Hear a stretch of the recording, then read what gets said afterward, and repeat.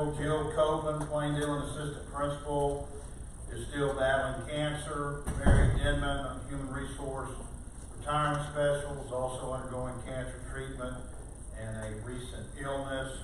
Ronnie Coker, retired athletic coordinator at Airline High School, going through cancer treatment, and he also lost his father on Tuesday. Luke Spinney, going to be a freshman at Halton High School. Miss Andrea Spinney, the principal at Halton Elementary's nephew, is being treated at St. Jude for a malignant brain tumor, receiving radiation now, and will have 4 to 6 months of chemo later. Marguerite Davenport, retired last month, was crossing guard supervisor. She has heart issues. Our students and staff and their families, keep them in your prayers for a successful school year, and all those that have been affected by COVID, both directly and indirectly. Heavenly Father, we come asking you as humbly as we know how to bless all the people on the list that our superintendent has read off, but also the ones that we don't even know about. We ask that you go into their sick room, heal them, Father God, and hold their family members and friends trembling hand as they go through.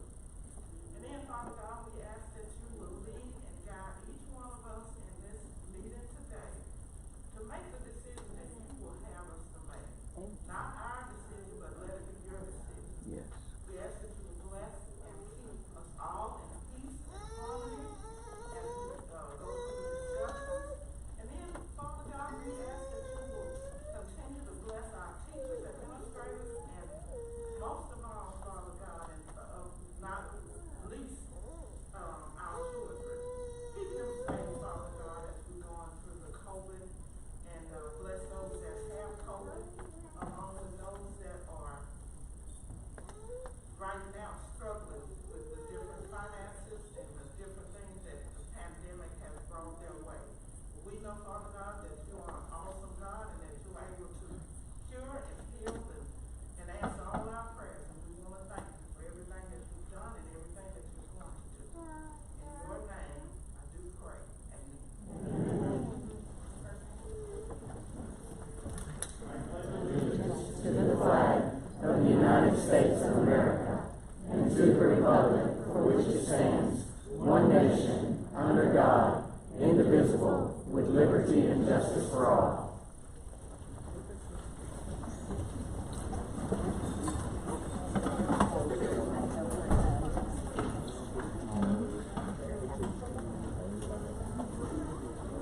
Board members, we have a request to be sure that when you speak, if you'll please speak clearly into the mic. We have a lot of people here, so we'll be able to hear you clearly. So if you'll take notice of that. And a little bit out of order, I have several requests here to speak tonight. All of these are concerning the mask mandate in school. Just for our procedure, we do not have an agenda item to discuss that tonight. Now, what we will do is I'm going to allow our superintendent to make a comment, report, and then after that, if the board so elects, we can make a motion to add this as an agenda item.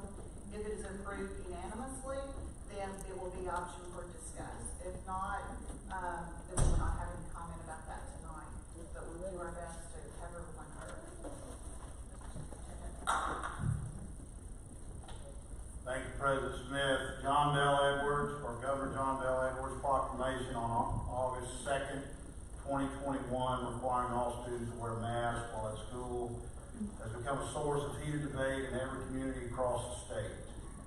It is an issue upon which everyone does not and never will agree. At this point, the issue is not what my opinion is or what the board's opinion is. The issue is rather whether the district must follow the governor's mandate. Our legal counsel has advised us that we are obligated to comply with the governor's proclamation and that ignoring it may jeopardize our ability to enjoy the immunities granted by the legislature to protect our public funds.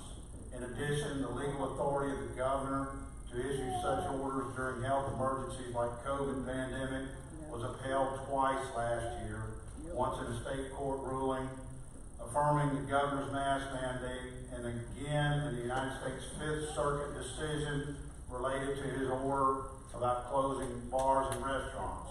As the governor also pointed out, the Center for Disease Control, Louisiana Department of Health, and local health officials have all recommended that persons within school buildings wear masks. Finally, we cannot lose sight of our goal, to keep our students and employees safe and to keep schools open. We know that children learn better in the actual classroom and they gain important social skills when they interact with each other in person. The use of masks will allow us a greater chance at achieving these goals. The latest quarantine rules under which we will operate this year provide that if both the positive case and the contact are engaged in consistent and correct use of a well-fitting face mask and were within 3 to 6 feet of each other, then those close contacts do not need to quarantine.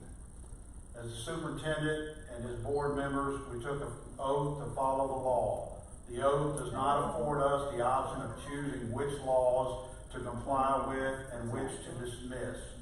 Like we do not afford our students the option of determining which school rules they will follow. The governor's proclamation expires on September 1st, 2021. That means that students will wear masks for approximately 14 days. We ask for everyone's cooperation as we strive to open schools and keep students in school this new school year. Thank you. We do have several requests. Do we have a motion to add this as an agenda item? I make a motion that we add it as an agenda item for discussion concerning the mask mandate. I second that strong mirror our board meeting. So we have a motion by Mr. Bass, we have a second by Mr. Ramberg. We will add that as, And after recognition. please vote.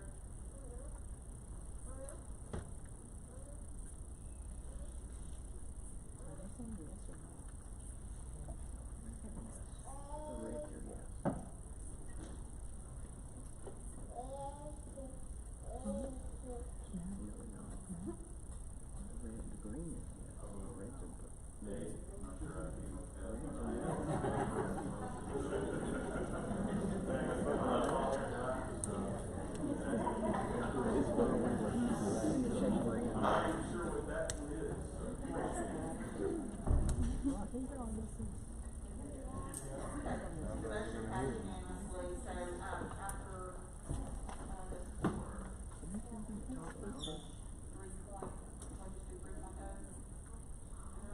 3.0.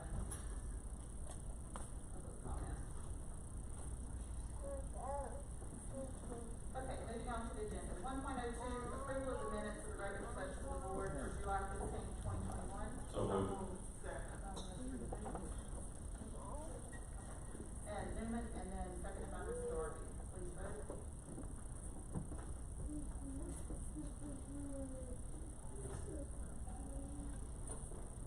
Approval of the agenda for the regular session of the board for August 5th, 2021. Ms. Darby, seconded by Ms. James. Please vote.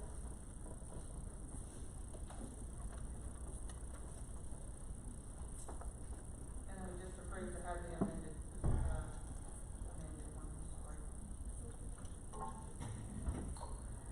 Okay, 2.01, recognition of newly appointed administrators, presented by Mitch Young, Superintendent. Thank you, President Smith. We have several to recognize here tonight. The first is the new principal of Russian Middle School, Mr. Mitch Maxwell.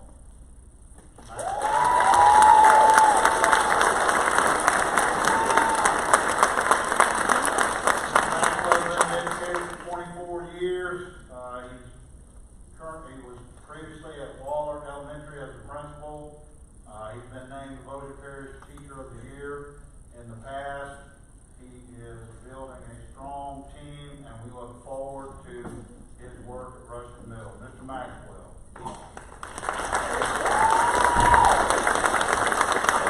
Thank you, you all so much. I really appreciate it. I appreciate the board's confidence in me to turn things around in Russian. We're off to a great start. Can't wait to see where we're going with this place. Got a wonderful leadership team in place there. I left behind a wonderful leadership team at Waller. We get to meet them in just a minute too. And I wouldn't have felt comfortable leaving Waller if it wasn't in such good hands as who's going to be there now. So good job, Lucio. And I need to thank my wife and son who made it tonight to Carolina orientation. They booked it over here, so thank y'all for coming and thank you for all your support. They're awesome. But I don't want to spend too much time, so I really want to give some time to this great team I've assembled. I've been here several times before. This is going to be their first time, and that's a very, very exciting thing. So I'm going to turn it over now. Thank you guys. Thank y'all so much.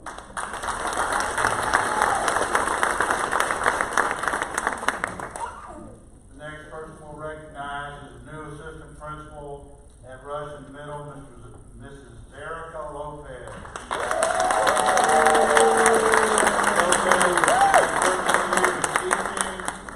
Beginning her career in South Louisiana. Most of her teaching experience has been here in Bossier. She was at Benton Elementary for 8 years and taught ELA for 2 years at Russian Middle. Mrs. Erica Lopez.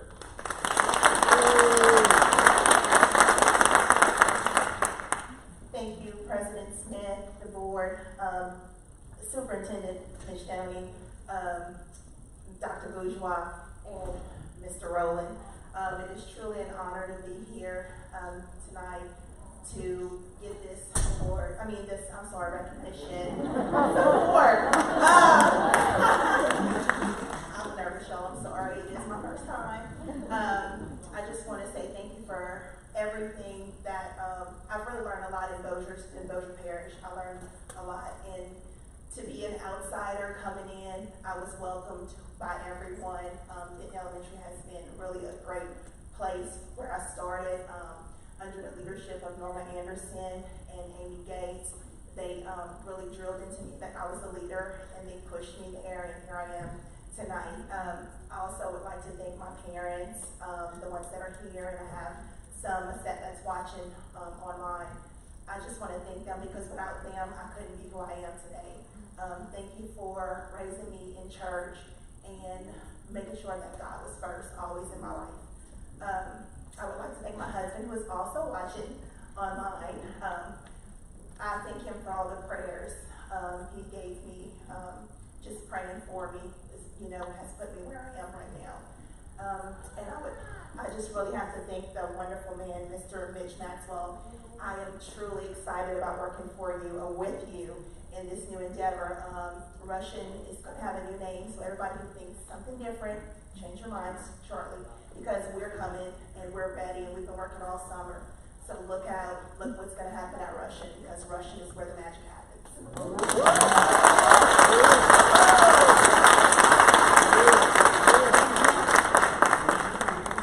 Next, we want to recognize the new administrative assistant at Russian Middle, Mr. Emmett Beggs.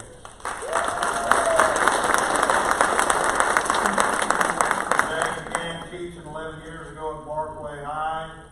He coached wrestling, football, baseball, track, lacrosse, and won 2 state championships in wrestling while at Barkway. He's has his family here, I believe, with him tonight, Mr. Emmett Beggs.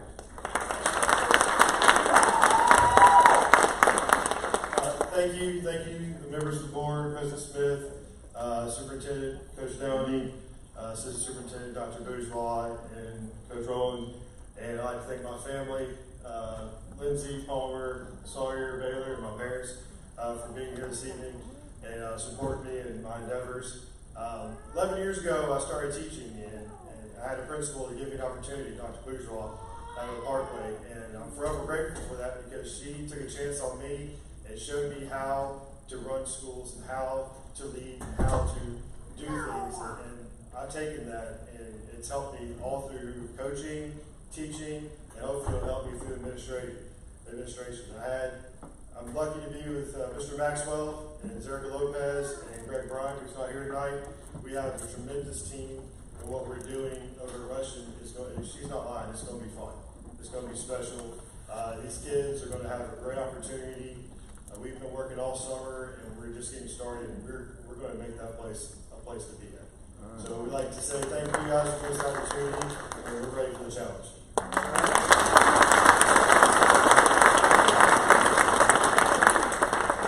Next, we have a new principal at Waller Elementary, Ms. Nicole Nuccio.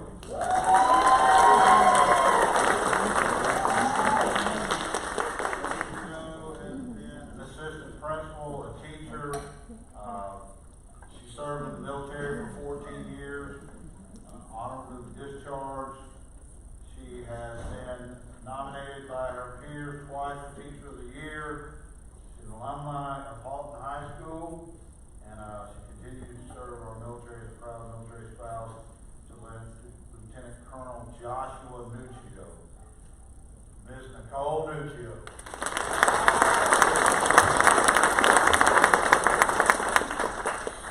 Thank you very much, members of the board, Superintendent Downey, President Smith, Dr. Bourgeois, and Mr. Rowland. I appreciate your confidence in me to be able to carry the torch at Waller. 3 years ago, Mr. Maxwell invested in me and said, we're going to do this. And he's doing the same thing at Russian now. He said, we're going to do this. How? I don't know, but we'll figure it out. If you believe in what you're doing and you put the work into it, good things will happen. And the last 3 years have been the best 3 years of my educational journey.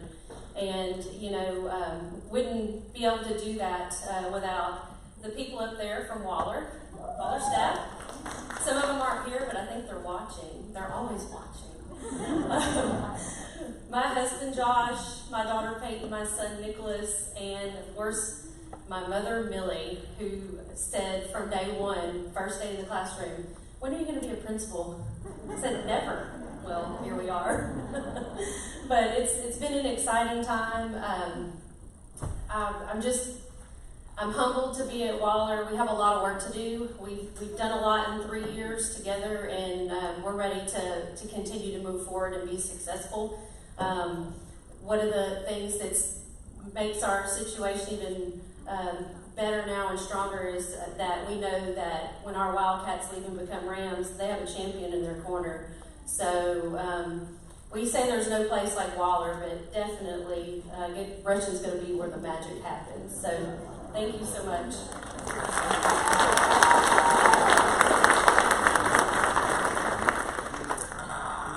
Next, we have a new assistant principal at Waller Elementary, Ms. Noelle Spring.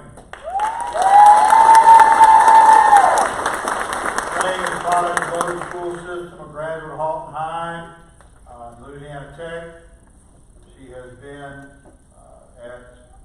previously at Russian Middle School, Ms. Noelle Spring. First, I want to say thank you to the board, Mr. Downey, Dr. Bourgeois, Mr. Rowland. You've always been there for me. Thank you. So I've been at Russian for 12 years, and this time last year, if you would have asked me, what you going to be doing next year? Where are you going? I said, I'm going to be at Russian. I'm never leaving Russian. Russian was my heart, and I was dead set on Russian. And then not too long, this summer, Mr. Maxwell called me and he said, you should really look into that opportunity at Waller. And I was like, but Mr. Maxwell, I don't want to go to Waller. And he was like, typical Mr. Maxwell, okay.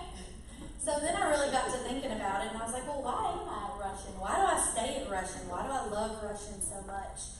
And I realized it wasn't because of the school. It wasn't because of the faculty. It was because of the kids. I love those kids so much. And it is my mission in life to make a difference in their life.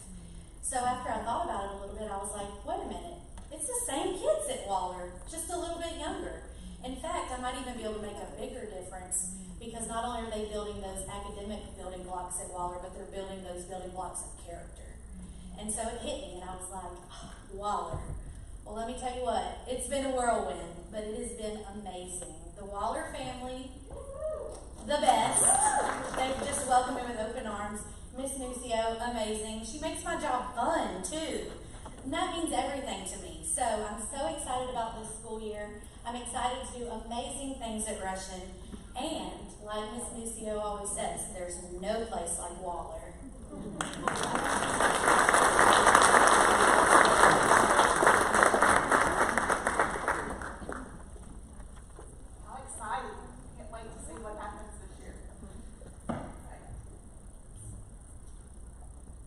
02, recognition BPS Good News, presented by Sonia Bales, Public Relations Liaison.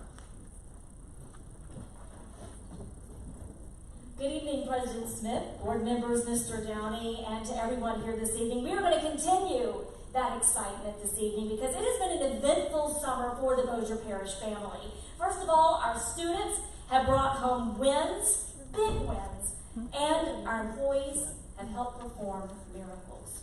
Let's begin, first of all, with our Bossier Parish 4-H program. More than 24 4-Hers have been making their mark.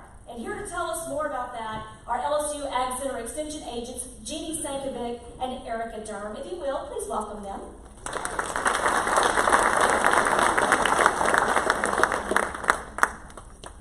Thank you for allowing us to be here today. First, I want to introduce my new co-worker, Erica Durham, and I'm going to let her tell you a little bit about herself. She's been here all of 5 months and has probably done as much work as some people do in 2 years. So, Erica Durham. Hello. Thank you for allowing me to be here today. I'm actually not from Louisiana. I'm from Arizona, and I came all this way to work with Miss Genie. I had a friend down in Lafayette who was an agent, and she was like, "Oh, you should, apply for Bossier, go to Bossier." I was like, "I don't know what a Bossier is," and somehow I ended up here, and it's been the best decision ever. My most asked question I get is, "Well, what surprises you about Bossier in Louisiana?" One, the weather. I didn't know there was tornadoes here, so that's been adjusting it, and the humidity. And then a question I get asked a lot by these kids right here is, "Well, what are people like in Arizona?" And I was a teacher, and those kids there didn't have the mannerism, I will honestly say, and the presence as these kids have here in Louisiana that I've especially seen in Bossier. The excitement, the energy, the politeness, they are just so outgoing here, and that is my favorite part of my job.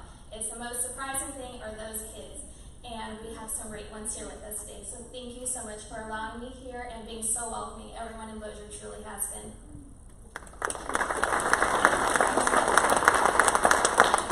And of course, last year we all know was an unprecedented year, and you may have thought that 4-H was asleep, but we weren't. Our office was closed down for about 3 months, and then I couldn't stay at home any longer, so myself and Allison Smith, our secretary that just retired after 42 years, stayed up there and worked. And when school started and I talked to Mr. Rowland, and we thought we were going to be able to start things normally, and we didn't, and we had to kind of go to plan B.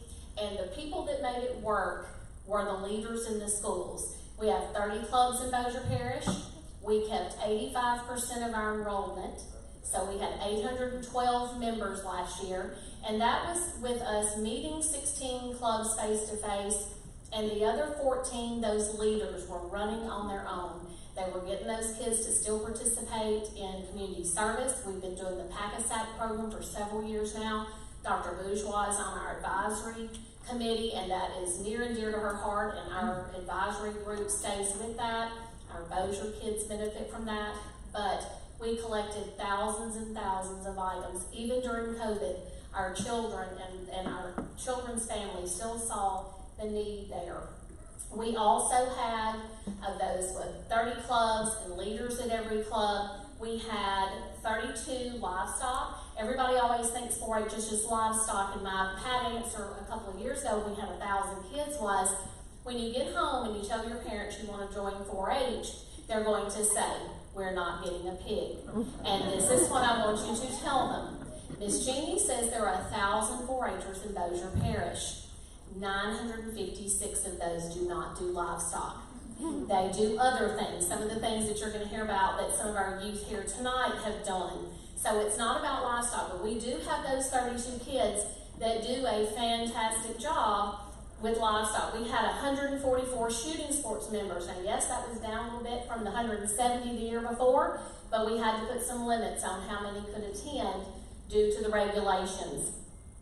We are ending our 2021 4-H year with some of the youth that you see here.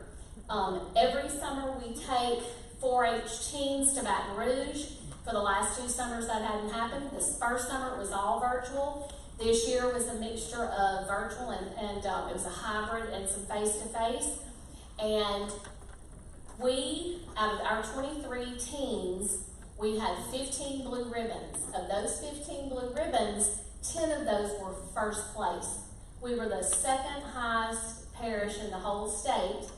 Natchitoches beat us by 1. They had 11 first places. We had 10, and Erica's going to tell you a little bit about, she's training a team that's going to represent Louisiana. All those are kids going to a national competition in October. Another part of 4-HU is that our kids get to apply for state boards. There's the SET board, fashion board, food and fitness, citizenship. The executive board is kind of like y'all. That's our president, vice president, they're over the whole state program. We have 2 youth in Bossier Parish that are on the exec board. Erica's going to tell you about that also. We were very proud. We've got some 4-Hers that cannot be here tonight. Erica's going to tell you a little bit about them too, because we also, one of our board members was on the national shooting sports team that went. Last year, if you'll remember, Senator Barrow Peacock did a proclamation. We're contacting him about doing that again this year and hopefully being able to have, we had 4 Bossier kids that were on that team. And so we're going to talk to him and see if he'd be willing to do that again. But I'm going to let Erica tell you about the youth that we have here tonight. Thank you. Okay, so with us tonight we have Miss Rory Bonner, part of Parkway High School. Rory competed in SOU and created such an adorable garment comprised of 3 different fabrics. She is actually part of the state fashion board. Next, we have Miss Jewel Bird, part of Parkway High School. She competed in cooperative extension speaking. She created this full speech out of thin air about cooperative extension. And the best part of that speech was she had a quote from Drake in there, blew the judges' minds. And she is part of the state citizenship board. And Jewel's actually the head of one of the committees in the citizenship board. Next, we have Nicholas Davis. He is part of the state-winning outdoor skills teams. Nicholas attends Benton High School. We have Samantha Key. Samantha is starting out at Benton High School. She'll be a freshman this year. She was part of the state outdoor skills state-winning team. She placed 4th in the state and is actually a state shooting sports ambassador. Next, we have Miss Payton Pritchard, who attends Benton High School. Payton, again, she's part of the state-winning outdoor skills team. She placed 1st in the whole state, and she is part of the SET board, which stands for Science, Engineering, and Technology. Next, we have Mr. Zach Fryer. Zach attends Benton High School. He is part of the executive board that Ms. Genie talked about. And Zach won 1st place in the career prep contest. And the best part of that was he was the youngest member competing on the whole contest. He was fantastic. So our members that are not here tonight due to other responsibilities, we have Nicholas's brother, Nathaniel Davis, who is part of the state-winning outdoor skills as well. He attends Benton High.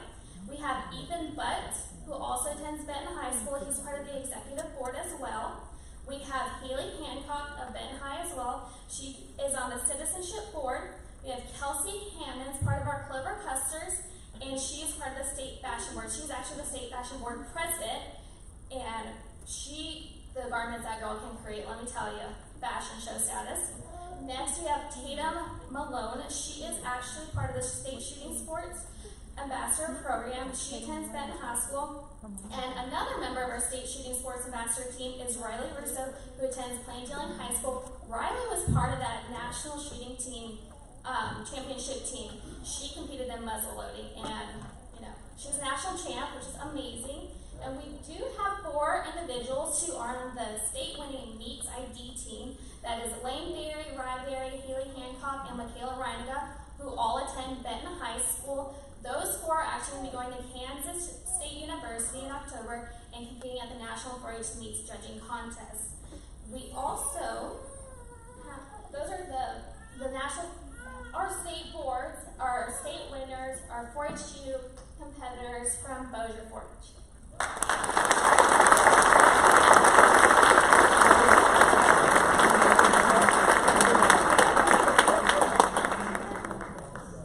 And just to end that up, Bossier also, we had the state board, all the state boards met about 3 weeks ago in Alexandria, And Bossier also has the most state board members with 10. So we're very proud of that too. I know y'all are competitive like we are. So I know Mr. Van Burn. So I know you are.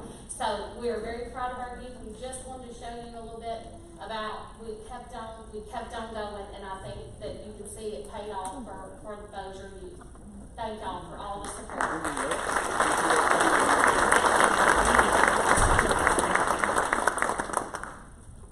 Congratulations again to our Bossier Parish 4-Hers. Ms. Senkovic was not kidding when she talks about the impact that these students make on our community, because every month they have something specific that they collect and for our nonprofits, and it is amazing how much they amass in 1 month, and they truly are huge contributors to our community. Let's give them one more big round of applause.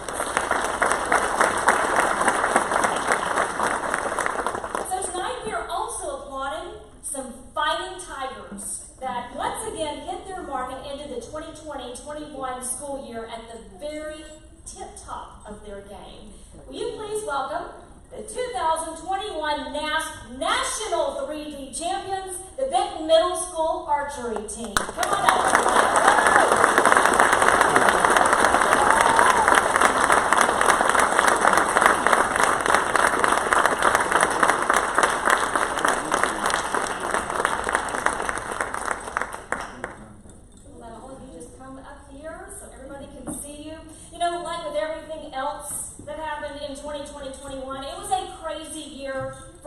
As well.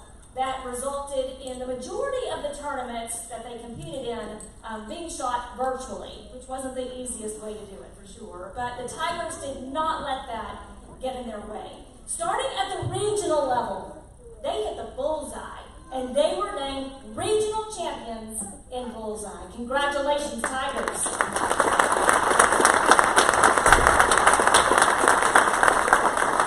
Then at the state level, they swept it, winning both the bullseye and 3D competitions and earning the title as state champions, not to mention being awarded over $4,000 in scholarships.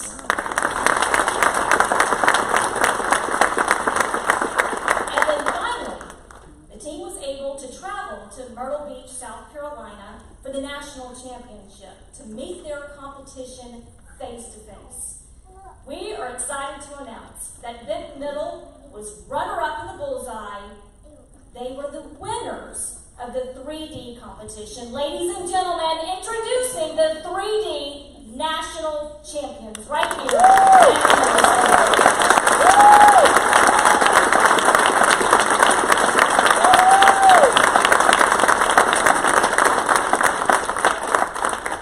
You know, they won world before. Well, the world championship has been replaced by the national championship. So you can basically say they are the national and the world champions when it comes to 3D. I'm going to introduce you to our champions, but first I want to ask if Mr. Downey and President Smith would come down to help me with the presentation.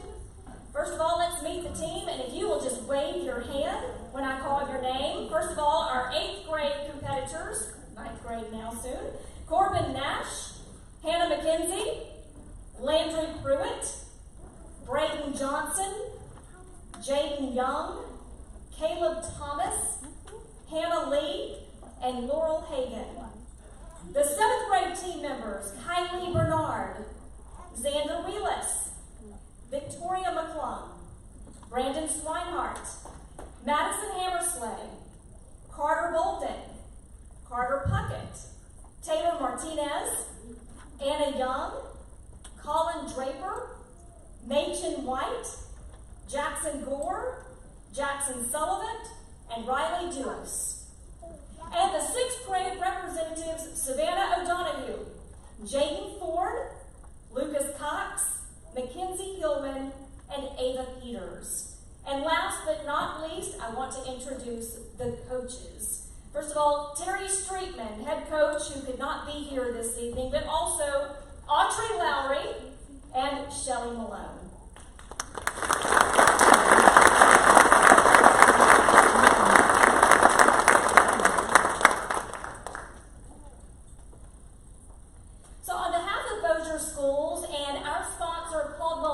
Gosley, we would like to recognize each of our national champions with the Award of Excellence Medallion for your passion, your persistence, your dedication, your tenacity, and also all the pride that we have for your huge accomplishment, particularly in the face of adversity and for a most challenging competition season. Our superintendent and our board president are going to award each of you now with the Award of Excellence Medallion. Congratulations again.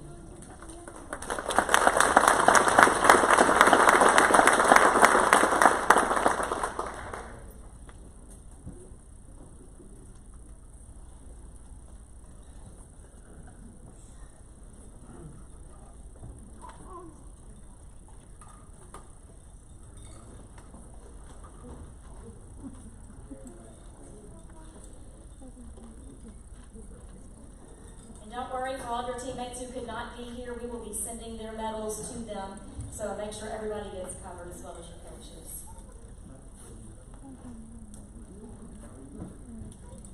Would all of you again join me in a big round of applause?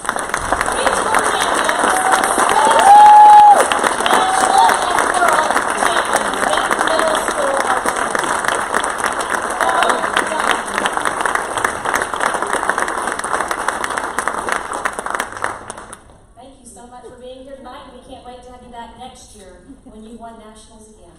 Congratulations.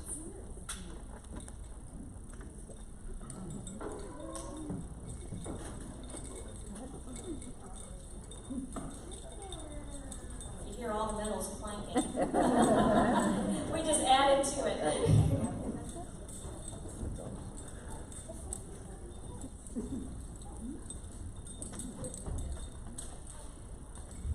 You never know how blessed you are to be in a community until something like this happens. Those are the words of Alex Dempsey, whose 3-year-old son, Easton Dempsey, is alive today, thanks to the quick actions and the heroic efforts of 3 people, one of them our own.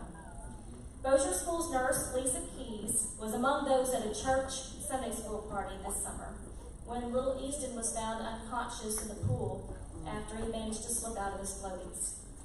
Mrs. Keys, along with a paramedic and a nurse practitioner who were also at the party, immediately began administering CPR. It took 5 rounds of CPR before they were even able to get a pulse. But by that time, several minutes had passed without Easton breathing on his own.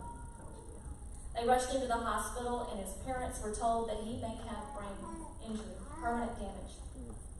But miraculously, less than a week later, after drowning, Easton was home in perfect health.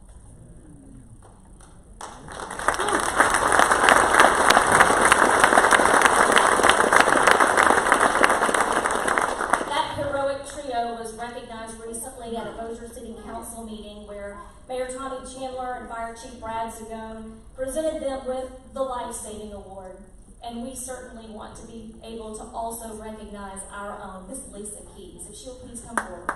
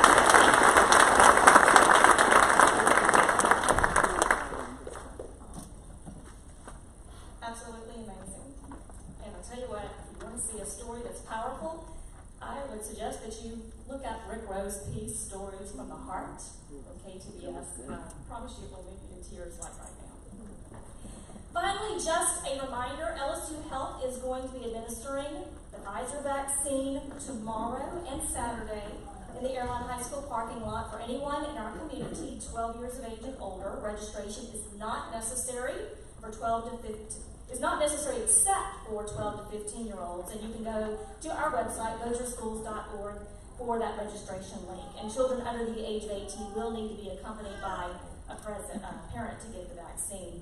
Also, Bossier Schools and the United Way will be teaming up to collect school supplies so our teachers won't have to reach into their own pockets to fill the gaps.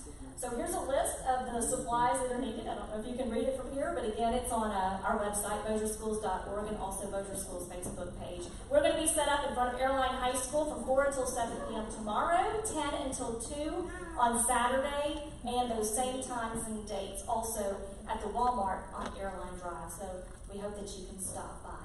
We're looking forward to a great school year we are ready to achieve. Thank you. That's the end of my report.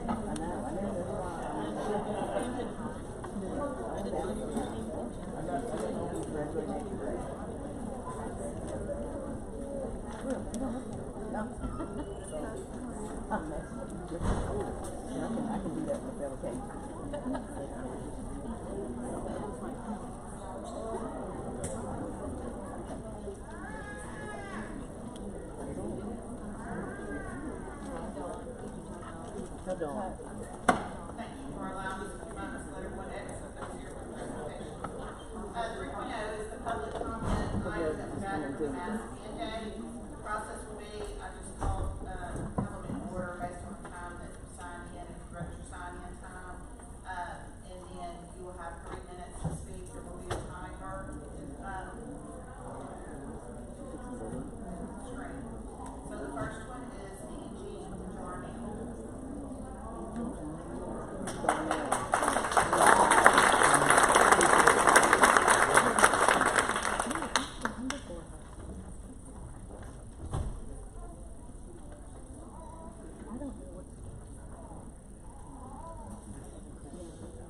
Good evening. I would like to thank you for allowing us to be here.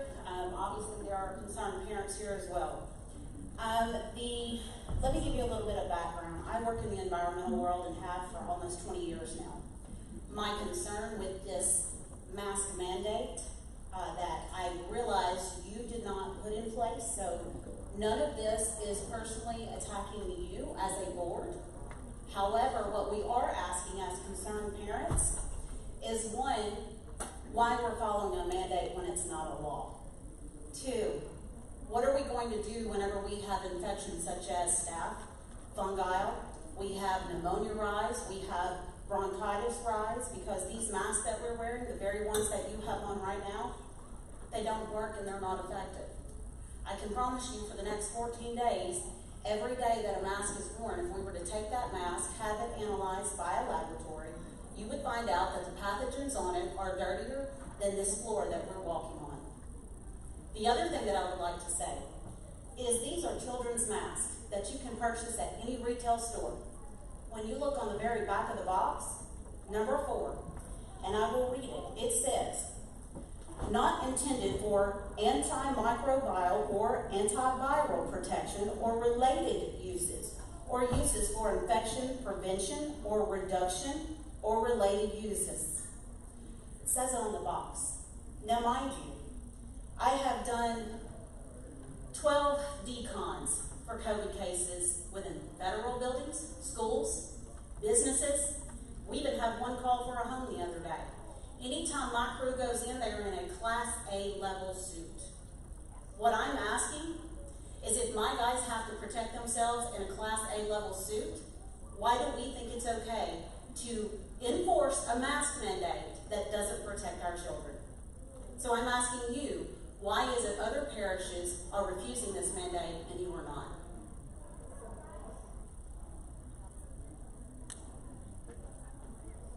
Can anyone answer that for me? Can you give us the parishes that are not? Yeah. Rapides, West Feliciana. Those Iberia. are just to start. Those, I believe those are the, West Feliciana is the parish president, which does not have governing authority over the school board, and then in Rapides, we got clarification today from their superintendent that that was not, that there was confusion that came out of their meeting Tuesday. And that clarity came, also from a letter from the state superintendent, came from it as well, because there was confusion there, but to our knowledge, there are. When you say confusion, what confusion are you saying? Are you talking Whatever about the was fact that said they're not for going me. to, basically what they said is, they understand there's a mask mandate, but that they are not going to enforce any type of corrective action if a student or teacher decides not to wear it. Mr. President, I can address that. This council vote for West Feliciana and Rapides. Both systems have clarified today that the mandates will be enforced. And it's my recollection that if the students do not comply with the mask mandate, they will be given the virtual school option. There you are correct, there was some confusion in Rapides originally, but that has been clarified. So I can represent to this board that I'm unaware of any school district in the state which is not enforcing the mandate. And what are we going to do about the actual fungal and staph infections and other diseases that can be harmful from these masks whenever these come up? Because these will be an issue as well.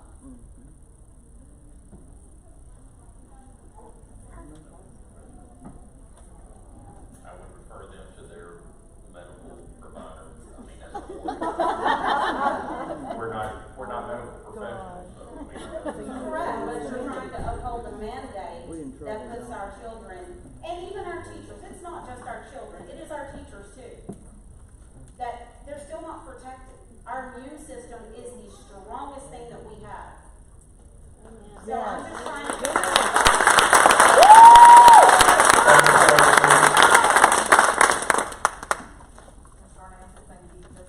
Thank you.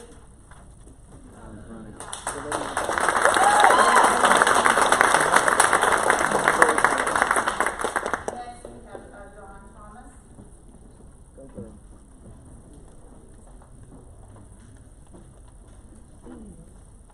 Thank you, I appreciate it. So why we have been in this room, well, first of all, I appreciate talking about God in the beginning. I think we're a part of the country where our religious beliefs are very important to us, and most of us in this area do definitely look to God, rely on God, and have our beliefs. God made two countries. He made Israel, he made the United States. Our Constitution was written putting God first in this country. That is how this country is built. It's a fact. I don't care what your history books say today. That's a fact. So in God's country, could any of you quote to me in the Bible where God says, it's okay, you can put my children in bondage, I don't mind? I can't find one. And today the governor, well, I've been in this room since I've been here for several hours, changed the orders. He put us in phase 3 until December 4th. It's on his website. What does that mean? Wow. What does that mean?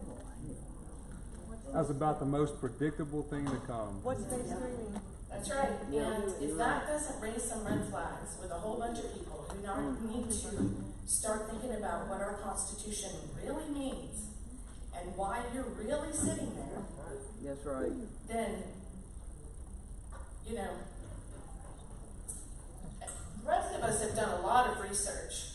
Yep. I don't think, you know, based on the information that I shared with Mr. Bamberg earlier, I showed him 3 things. Number 1, before Labor Day, John Bell Edwards is telling the media that he's going to enforce a vaccine mandate.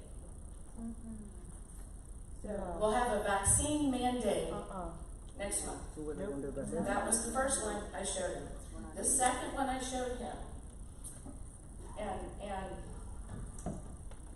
please acknowledge that you saw it.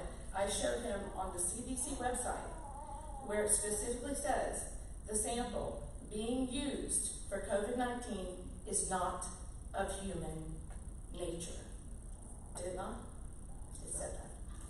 Also, what I showed him on the CDC website, the testing procedure, the NIH website, National Institute of Health, testing procedure patent was registered with the National Institute of Health October 2015. Is that what it said? It was the NIH website, wasn't it? It was. So with that information, we're all wearing masks because of, what's it called? Fetal bovine serum, which is what is in that sample that CDC says they're using to tell all of us that there's a deadly virus. You can go do that research. It's there. Oh, I'm sorry. So, talking about liability, we've got liability. If a child runs down the hallway and lands on their face, you've got liability, right? Is there any liability if a child is alone with a teacher? Should we never let that happen? Is there any liability if a child chokes in the cafeteria? Should we not allow a child to eat in the cafeteria? There's liability in everything. And I feel like saying our hands are tied would be like me going to a store and seeing a child abused and doing nothing, saying, well, there's nothing I can do about that. But the fact of the matter is that the school board Ms. Thomas, does not have to enforce.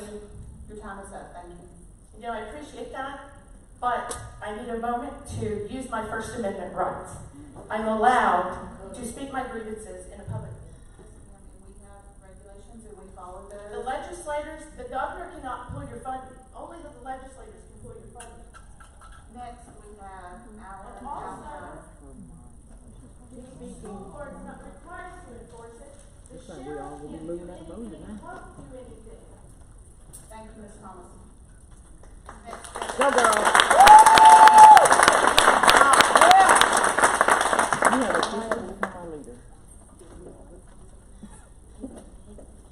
Good afternoon. Can I take this also? Because of my career and my position, I can't give an opinion one way or the other. I simply wanted to say while I'm here, and I've got friends and neighbors that I feel like can adequately speak for me and others. But I did want to say that I look forward to the time when what's best for our children and what's best for their health can be remanded to the people who give birth to them.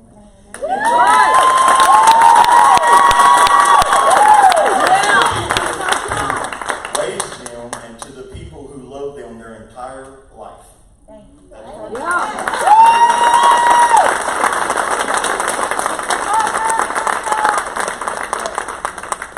governor's not God. I wish you'd speak up.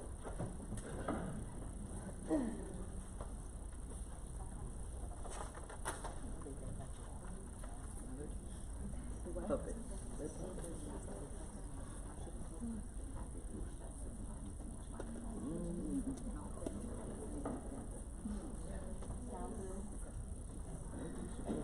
Okay, can y'all hear me? Thank y'all for letting me come up here. I'm not coming up here with answers. I'm not coming up here with, anything that I'm gonna try to put my opinion on everyone. I actually just have a question for you guys. What can we do? What can we do? Can we get a game plan together as a community, as parents, as educators, as doctors? Can we all take our skill sets and come together and listen to the people that have concerns? So that's my question to you guys. What is our number one fear? Funding is going to get cut? Yes. Is that what's going on? That's right. What's the number one thing? Can someone answer it? It's all for the money. Yes. What? Speak up, man. We can't hear you. So the Please number don't speak out from the audience. So the number one thing is life and death. There you go. Get rid of that I fear for someone's death. We've had a lot of deaths during this time, during the pandemic. So that's my number one concern. I want home to children. One death in Bossier Parish out of 67,845 people. We are not a hot spot. Sir, we had a moment to sign up and speak. Please do not speak from So I totally. There's a lot of so scary research and out sad, and we don't want anybody to die. I don't want anybody to die. And So there's does a the lot of mask- research out Does there. the mask? So we're here. I'm not talking about COVID kills people. It kills people. The flu kills people. We read about all the cancer deaths that break my heart. That we still have all these diseases, and COVID is one of them. But it's just like the flu. It's just like strep. It's the exact same thing. 99.87% or I mean, it's almost 100%. It's recoverable. So how do the masks help save lives? How are they helping save lives? There is not one. Can you? I'll give you my email address and come meet you afterwards. Can you email me all the reports that say, here's how masks are saving lives? Can you please send that to me? I have 48 minutes left. 48 seconds left. Ms. Morgan. My other thing that I would, yes. I would just like to say, my number one concern is having our children in class to be able to provide an education to them.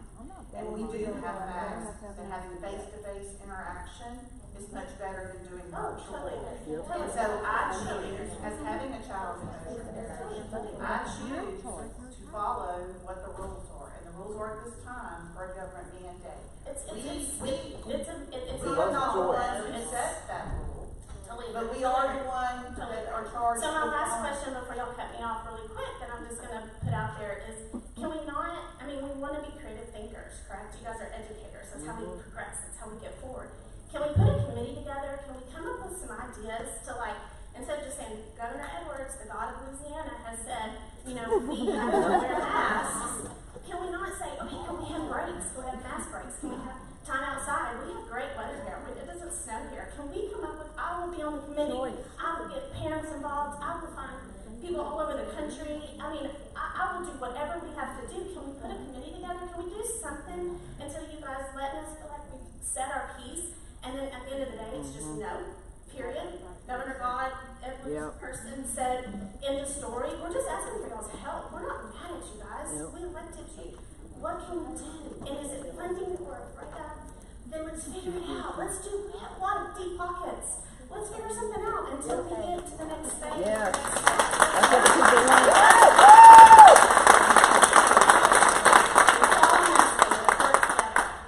And what's our next steps?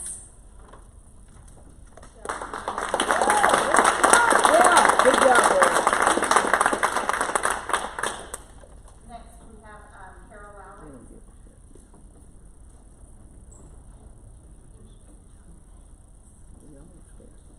Thank you, Ms. Smith. Thank you, Mr. Downey.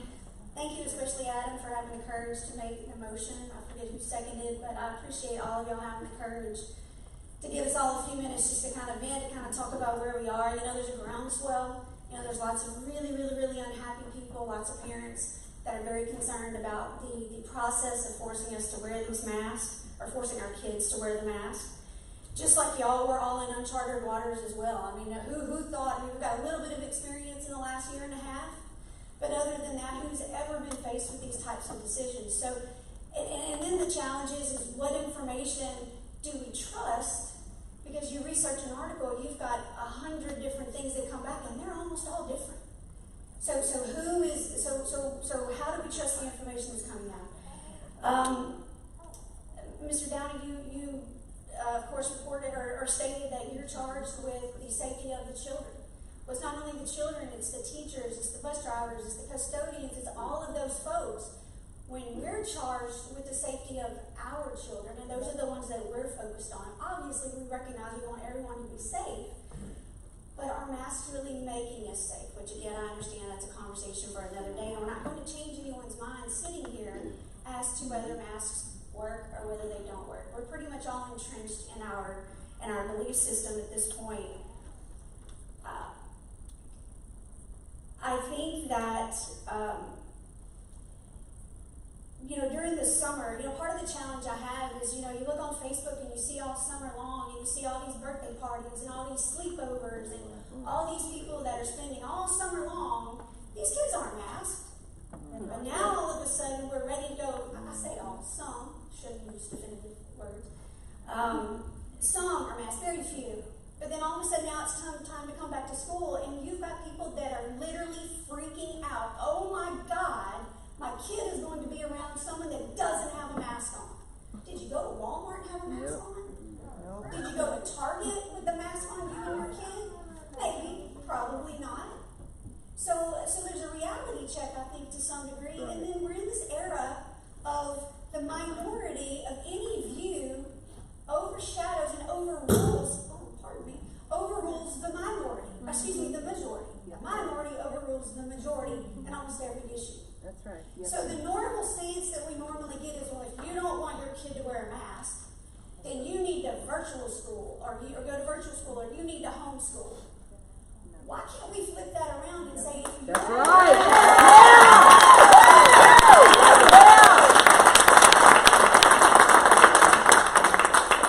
comfortable with your child being in a classroom setting, when it's okay for the birthday party, but all of a sudden it's a problem, you don't want your kid in that setting, you don't want your child to be around another child that doesn't have a mask on, you choose to homeschool. That's right. Yes!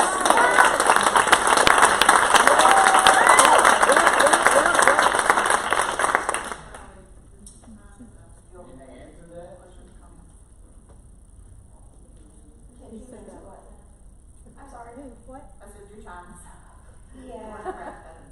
Okay, one last thing. Can they answer? One of the reasons that I feel, of course, I'm not a medical professional, y'all know the majority of what I do is numbers. But admins last year were very rigid about if the kid is sick, the kid goes home. They need to stay rigid. Parents need to be more rigid about keeping their sick kids home and not sending them to school. Maybe we use some of this FEMA money, wherever it came from, maybe we use some of that money to set up some type of entity to where that's where the sick kids can go, because that's the excuse. Well, I have to go to work. Okay, well, you know what? Other people have work too. Figure out something for your sick child. We're all empathetic of that, but let's all admit that's a big problem. People sending their sick kids to school. Thank y'all for your time.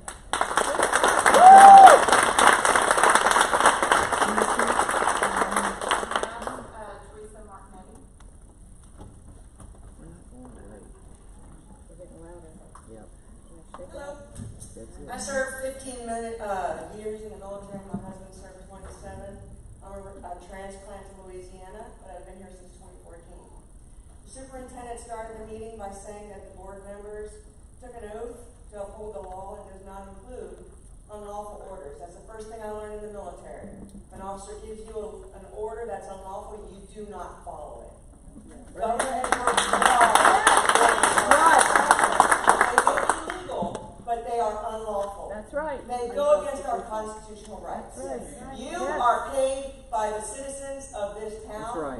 and you should do what is lawful. That's right. That's right. You are charged with protecting our children, regardless of threats to lose money. And like they said, only the legislature can take your funds.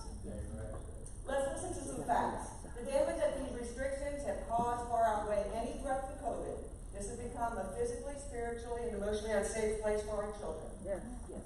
The CDC found that mental health-related emergency room visits increased 31% in 2020 for children between the ages of 12 and 17 from March to October as compared to the same period in 2019. Ironically, in May, the CDC released a scientific study on non-pharmaceutical measures for pandemic influenza in non-healthcare settings, personal protection and environmental measures, emerging infectious diseases, clearly stating, in our systematic view, we identified 10 randomly controlled trials that reported estimates of the effectiveness of face masks in reducing laboratory confirmed influenza virus infections in the community from literature published from 1946 to 2018. In the pooled analysis, we found no significant reduction in influenza transmission with the use of face masks, yet the CDC is still forcing face masks on us. While these masks serve no proven level of protection, scientific studies do show that they lower oxygen levels in the blood, raise carbon dioxide levels, affect respiratory physiology function, trap, exhale viral pathogens, and increase the severity of viral load. They collect and colonize viruses and bacteria, are dangerous for those with asthma or other respiratory issues, and are a major threat to a child's development due to anxiety, sleep problems, and creating fear of germs. We know that there has been an increase in high school suicide since all of these restrictions were put in place, and children's lives were stripped away. Even the CDC director, Robert Redfield, stated, "We're seeing, sadly, far greater suicides now than we were from deaths from COVID." And that was at 4 months into this unnecessary, fear-pushing mandate. In Fresno, California alone, the suicide rate jumped 70% in June 2020, compared to the same month the previous year. The CDC also reported that suicide is the second leading cause of death in people ages 10 to 34, and increased 33% between 1999 and 2019. Knowing this and the fact that millions of children are suffering, and knowing the transmission and fatality statistics of COVID in children, does it seem like the best decision for our children to wear a face mask 6 to 8 hours a day? No. They are outside playing with their friends after school, and suddenly they go to school and are forced to put a cover on their faces. For the sake of our children's well-being, we, this group of parents, are begging you. We want the restrictions removed immediately, including masks, and we want all extracurricular activities in classrooms to return to normal. No law or mandate supersedes or nullifies our Constitution. Do the right thing. Protect our kids from these unlawful mask mandates. You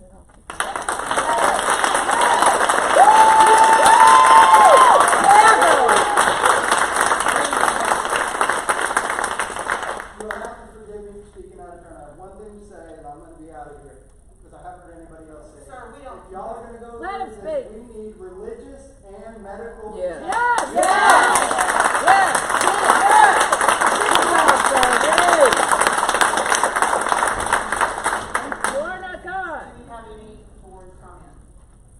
I'd like to say something. That's all right. I didn't sign up, but if we have a few more minutes, I'd like to say something.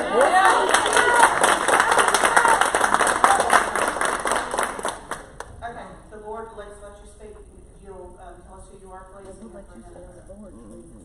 My name is Matthew Patterson. I've been a member of this community for the majority of my life. I was born and raised here and graduated from Airline High School. Went on to graduate from LSU. Upon graduation, I moved back to this community where I now own a business and a home. Many of my family and my friends still live here, as they've chosen to start their families in this community as well. Many of them are here tonight. I'm standing here tonight, not as one of these parents. I can only imagine how they must feel. But as a concerned citizen and as a husband to a wonderful Bossier Parish speech therapist, who's also sitting in the audience tonight, I'm troubled by the recent outbreak of the Delta variant cases that has recently infected our state. My heart goes out to all of the frontline healthcare workers, many of whom I know personally, and to all those who have been affected by this illness, and to their loved ones. Over the past few days, I've been reading and collecting a pretty absurd amount of scientific research as it pertains to the use of face masks. The science is unequivocally clear as far as I can tell. These face masks do exponentially more harm than they could ever do good. Not only are face diapers useless, but the use of them on our children is inhumane. It is not founded in science. It goes directly against many people's religious beliefs.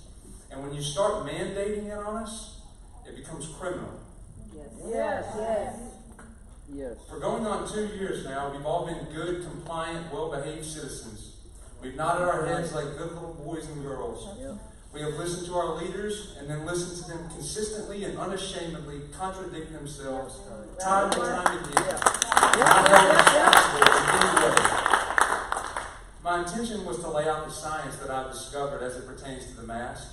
But through my research, I came across something much more profound and important.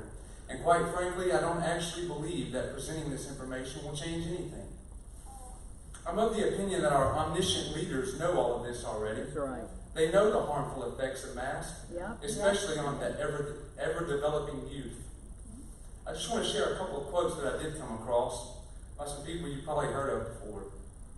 Nelson Mandela famously stated, "There can be no keener revelation of a society's soul than the way in which it treats its children." Woo! And I could not agree more. Another quote, this one by Oscar Wilde. Children begin by loving their parents. As they grow older, they judge them, and sometimes they forgive them. Parents, you never have and never will have all the answers for your children, nor will I when I'm a parent, God willing.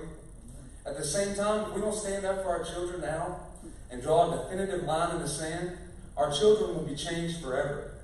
And when that time comes, it will be your responsibility and yours alone to explain to them why you didn't act and why you didn't stand up for them and protect them. You will bear the burden of explaining to your children why you didn't fight for them. And you will have to live with that for the rest of your lives. The time is now. We draw the line in the sand because if we don't, our government never will. That's right. King John Doe never will. The writing's all over the wall, and there's nothing stopping these people except for us. That's it. We, the free people, That's it. this great country. I will end with a We're quote done. from Ronald Reagan's freedom. Mr. Peterson, your time is up. Say it. We allow you to speak. Say it. I've got 2 sentences left. Go, man. This is from Ronald Reagan's freedom address. Freedom is never more than one generation away from extinction. We didn't pass it to our children in the bloodstream. It must be fought for, protected, and handed on to them to do the same. Or one day we will spend our sunset years telling our children and our children's children what it was once like in the United States where men were free. Thank you for listening.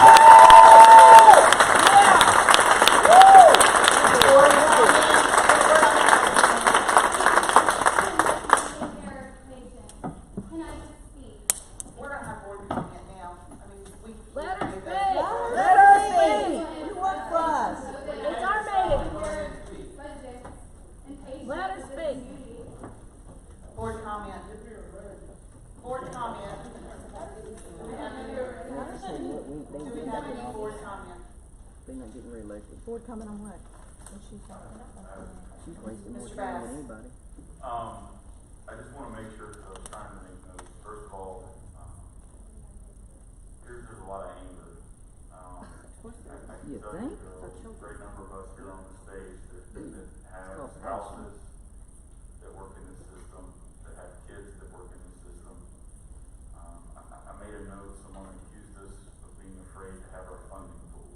I don't think that's the issue. What is it? Okay? What is it? So, What is that? What is the issue? if you'll give me just a minute to speak, I promise that I will say what I can, and I'll try and make sure we have the answers. So, Ms. Darnell asked, why a mandate when not a law? And I can't answer that, but we do have an attorney here. Masks causing other diseases seems to be a question that we have from Ms. Darnell. Freedom. Not intended for antimicrobial on a box, and then the enforcement of the mandate. And so I would assume that everyone here has read what we initially released on how we were going to open schools. That's pretty fair. Everybody has read what we said we were going to do. So I don't know if we can get some of those answers, some of those questions answered, because I'm not a medical professional either. I don't know about those other diseases, okay? And so I also don't know, as far as the mandate goes, I know that our attorney has given us advice. Ms. Thomas, you said we've gone to phase 3? Yes. I feel like those phases are kind of like DEFCON 1, 2, 3, 4, and 5, and I get confused as to what that is. That's a huge change from where we were when we walked into this room as well. So, December 4th is the date in phase 3. okay, so honestly, From November of 2020, we pulled up the website. so that happens. Misinformed on that.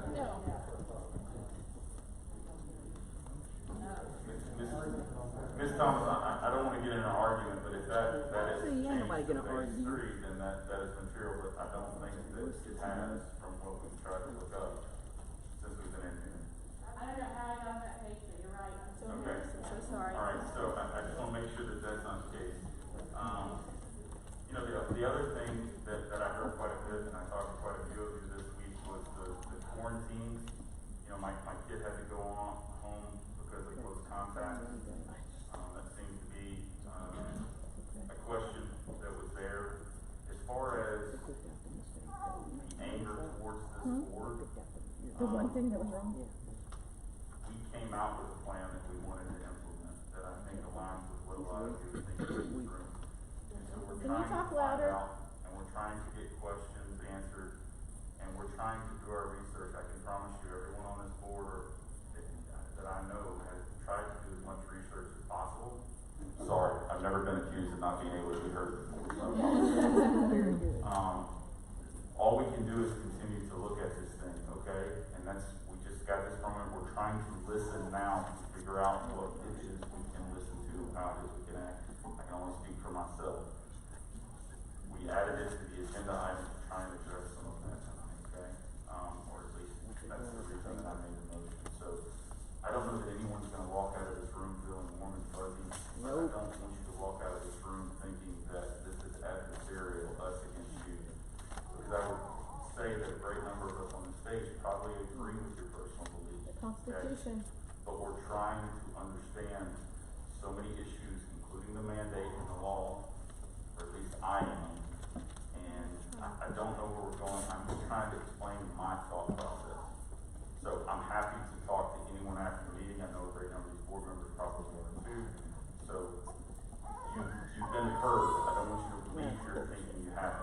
May I ask a question? So unfortunately, we have to stick to the protocol of filling the sheets out beforehand to be able to speak. I don't want to speak, I just have a question. What's the question? Is there any medical exemption forms that parents can fill out? Or no? This is my first year in Bossier Parish, I don't know.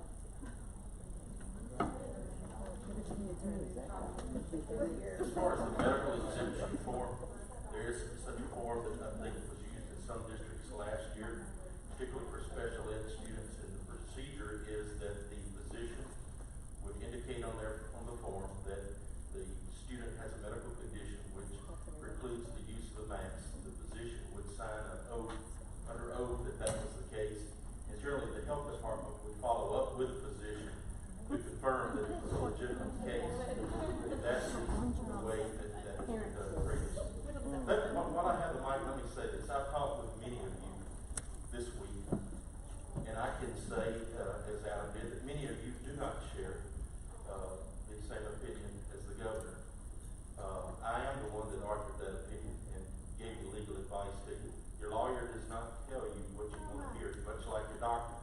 Your doctor sometimes gives you bad news about whether you have cancer, whether you need treatment that you don't want or certainly didn't anticipate. I was asked about what is the effect of the order and do we have to follow that order? And I've heard what the people have said, and I understand. I'm a parent as well, but many of these folks have access to the computer and can look right now.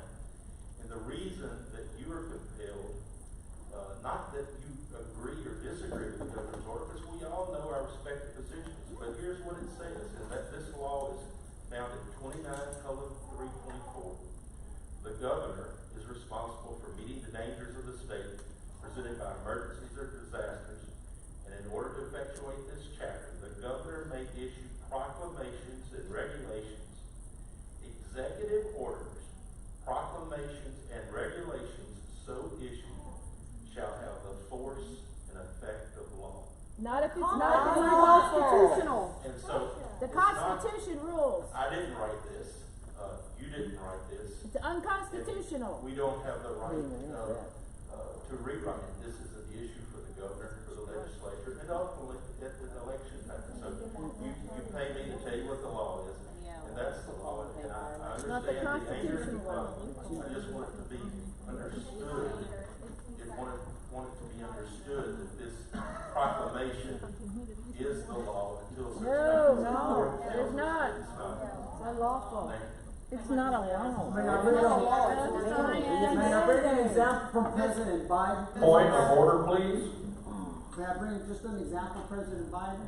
No, sir, we're not gonna, no, public comment is First closed. Amendment, boo.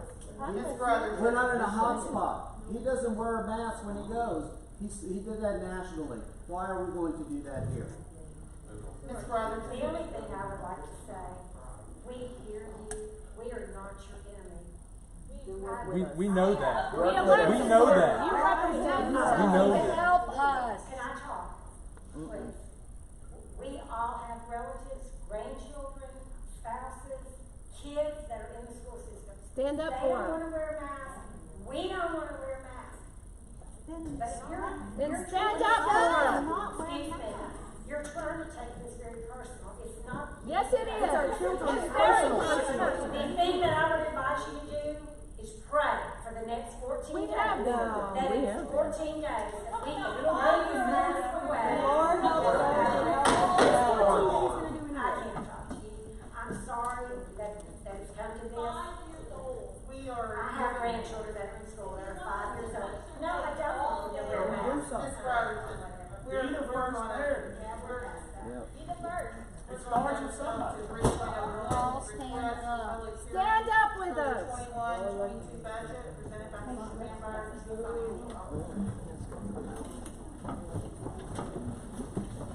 We will hold you accountable. Yep, we will hold you very accountable.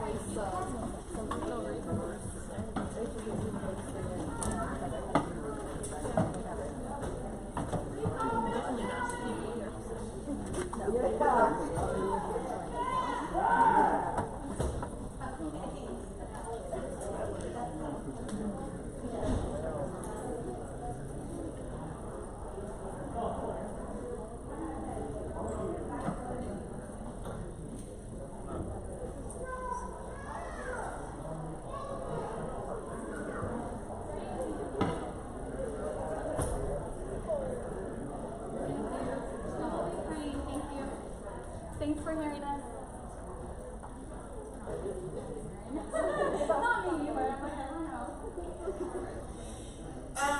As part of adopting our original budget for the 2021-2022 school year, we are required to have a public hearing and allow for public comment on the budget. And so at this time, we will open the floor if there's any public comment on the budget. No public comment. Okay. Thank you. 3.02, approval of revisions to Student Activity Fund Policy Manual presented by Ms. Bamberg. Okay. I think y'all received this as well. This is a copy of our Student Activity Fund Policy Manual. It deals with the accounting and policies and procedures at the school level. The only change is the name of the accounting software that you used. We used to use Heritage, we use Cash, School Online Cash now. And so we have made that adjustment, and we do want the board's approval of that policy manual. Moved by Ms. Brotherton, second by Ms. Brockhouse. Please vote.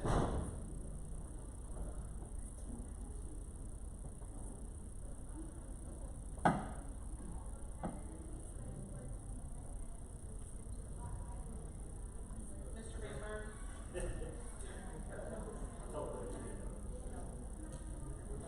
Motion passes. Thank you. Thank you. 3.03, Finance Committee meeting held August the 5th, presented by Eric Newman. Thank you, Madam President.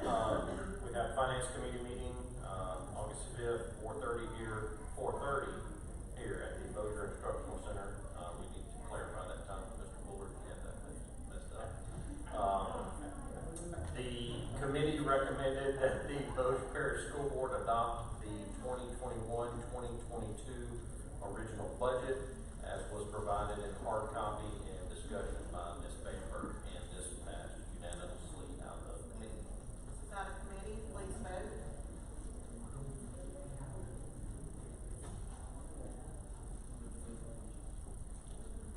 Motion passes. That concludes my report. Thank you. 3.05, report administrative committee meeting held August 5th, presented by Mr. Bullard. Mr. Newman, may I proceed? May, sir. You'll never let me live that down, I'm sure. Pardon me, Madam President. The administrative committee did meet today.